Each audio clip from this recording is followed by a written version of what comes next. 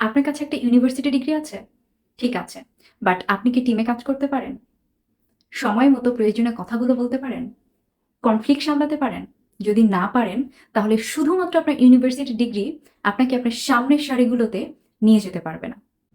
World economic ফোরামের report অনুযায়ী 2025 সালের সবচেয়ে চাহিদা সম্পন্ন 10টা স্কিলের মধ্যে 7টাই হচ্ছে সফট স্কিলস, যেমন communication, emotional intelligence, leadership.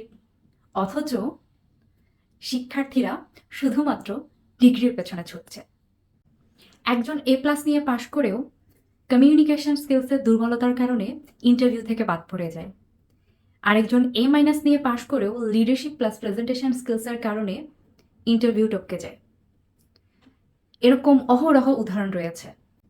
Skills based GPA every single time.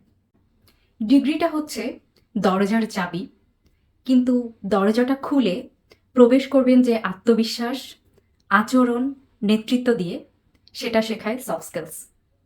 আপনি কি শুধু সার্টিফিকেট নেবেন, নাকি রিয়েল লাইফেও নিজেকে কাজে লাগাতে চান? 2025 সালে কোন কোন স্কিলগুলো ডেভেলপ করতে চান জানিয়ে দিতে পারেন কমেন্ট সেকশনে।